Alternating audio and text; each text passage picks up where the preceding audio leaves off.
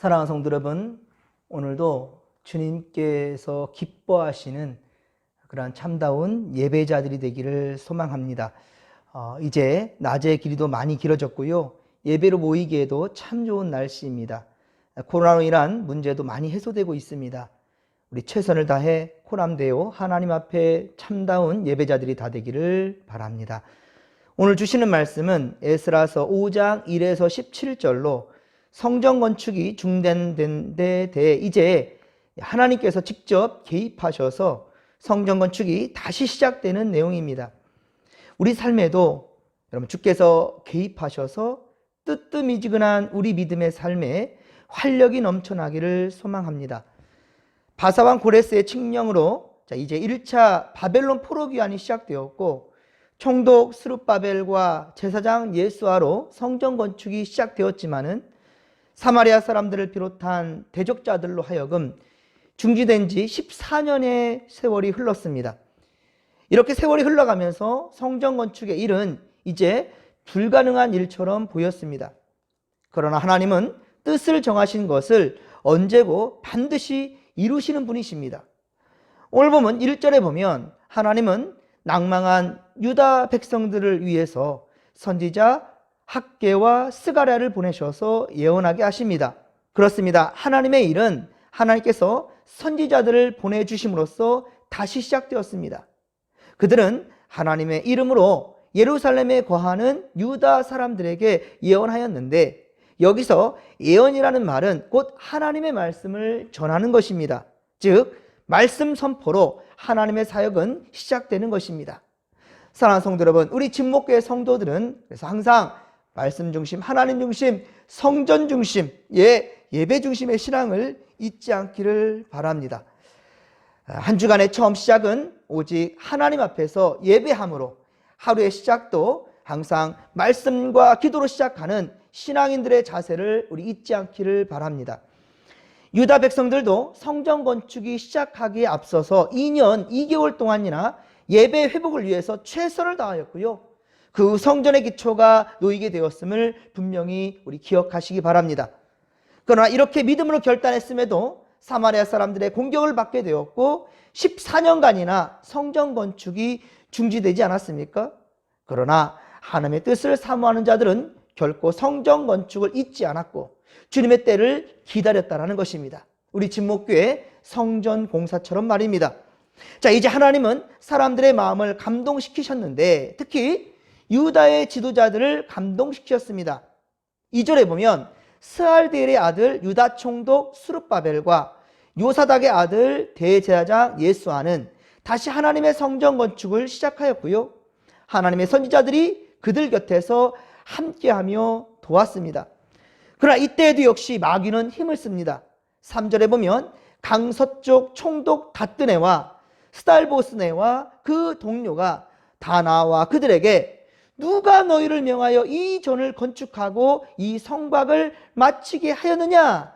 라고 따져 묻습니다.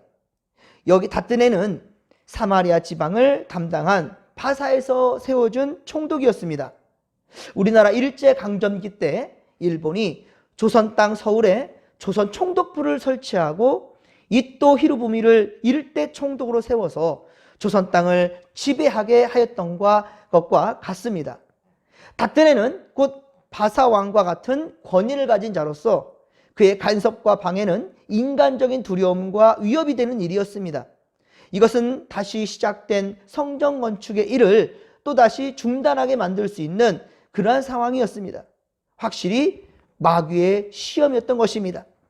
자, 그러나 하나님은 주의 택하신 일꾼들을 통해서 이제 거침없이 당신의 계획하신 일들을 진행시키셨습니다.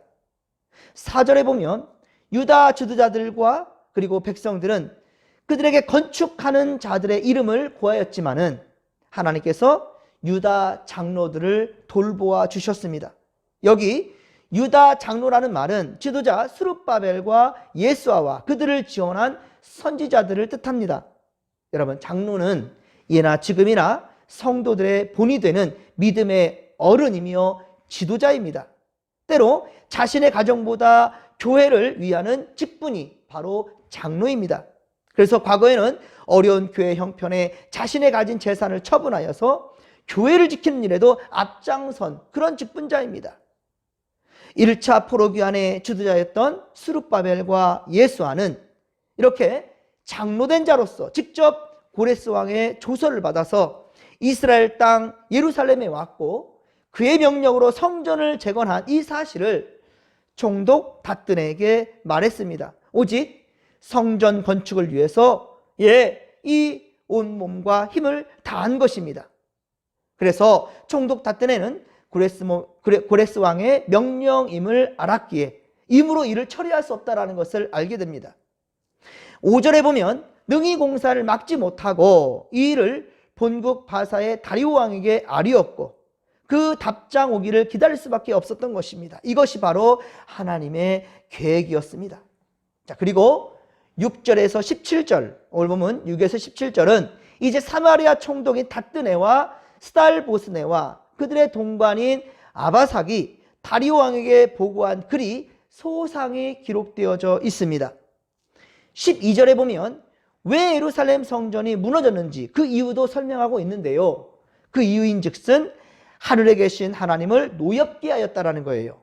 그래서 하나님이 그들을 갈대아 사람 바벨론 왕 느부갓네살의 손에 넘겼고 그가 이 성전을 헐며 백성을 사로잡아 바벨론의 포로로 잡아갔다라는 것이죠. 그러나 바벨론 왕 고레스가 조서를 내려 하나님의 성전을 건축하게 하였고 느부갓네살 왕이 예루살렘의 하나님의 성전 안에서 성물 집기들을 다 그렇게 바벨론 신당에 옮겨 놓은 것을 이제 유다의 총독으로 세운 세스바살에게 주고 예루살렘 성전에 두고 하나님의 전을 제자리에 건축하라고 명령하였다는 것입니다. 이렇게 아주 소상히 기록하여 다리오 왕에게 보내었습니다. 사실 사마리아 총독 닷든에는 이렇게 구체적으로 다리오 왕에게 보낼 이유도 사실은 없었을 것입니다. 고레스 왕 때는 설령 성전 건축의 명령이 있었다 치더라도 지금은 시대가 바뀌지 않았습니까? 성전 건축이 또한 14년이나 중지된 마당에 굳이 이렇게 이스라엘의 영광을 되찾아 줄 의무도 없었을 테니까 말입니다. 14절과 16절, 오늘 보면 14절과 16절에 기록한 이 세스바살, 이 세스바살은 스룹바벨의 바벨론식 이름입니다. 16절에는요 성전지대를 놓았지만 아직도 성전 건축을 마치지 못하고 있는 것, 여기까지 부연 설명을 합니다. 3절에서는 성전 건축을 못마땅하게 여겼지만 이제 보십시오, 닷든의 마음이 서서히 녹아들고 움직이고 있다는 것을 봅니다. 6에서 17절까지 바로 닷든에가 다리오 왕에게 보내는 이 서신에 보면 하나님을 무려 9번이나 그렇게 부르고 있습니다. 8절에 보면 지극히 크신 하나님의 성전, 11절에 천지의 하나님, 12절에 하늘에 계신 하나님을 노엽게 하였으므로 하나님이 그들을, 13절에 하나님의 성전, 14절에 예루살렘의 하나님의 성전, 15절에 하나님의 전을 제자리에 건축하라, 16절에 하나님의 성전지대를 놓았고 17절에 하나님의 이 성전을 예루살렘에 다시 건축하라. 그렇습니다. 이렇게 하나님의 이름을 우리 9번이나 계속해서 주의 이름을 부르고 있는 것을 보게 됩니다. 사랑하는 성도 여러분, 그렇습니다. 의도적이든 습관적이든 뜻을 정하였든 여러분 항상 주의 이름을 즐겨 부르는 자들이 되시기를 소망합니다. 이 이방나라 왕도 그렇고 총독도 여호와 이름을 부르다 보니까 그 마음이 유해지고 결국 천지의 창조주를 인정하게 되지 않습니까? 17절 하반절에 닷든에는 다리오 왕에게 왕은 이 일에 대하여 왕의 기쁘신 뜻을 우리에게 보이소서라고 말하고 있습니다. 이 얼마나 놀라운 변화입니까? 오히려 총독된 자가 왕에게 지금 간구하는 거예요. 왕의 기쁘신 뜻, 그 뜻이 무엇인가? 하나님의 일을 하라는 거예요. 하나님과 상관없었던 이방민족입니다. 이방민족의 바로 왕인데 그 왕에게 즉 감히 이 그의 부름을 받고 간 총독이 이렇게 하나님의 뜻대로 왕의 기쁘신 뜻을 우리에게 보이라 라고 말하고 있는 것입니다. 사랑하는 성도 여러분, 우리도 여러분 항상 범사에 주님을 인정하십시다. 범사에 주의 이름을 즐겨 부르시길 바랍니다. 그러한다면 반드시 우리의 뜻이 아니라 하나님의 뜻이 우리 삶 가운데 온전히 이루어지게 될 것입니다. 사도행전 2장 21절과 로마서 10장 13절에 증거합니다. 누구든지 주의 이름을 부르는 자는 구원을 받으리라. 믿으시면 아멘 합시다. 할렐루야! 여러분, 오늘도 우리 삶 가운데 주의 이름을 즐겨 부르며 주님의 인도하심을 인정하십시오. 복음의 증인의 삶을 살아가는 오늘 하루 되기를 주님의 이름을 간절히 축원합니다.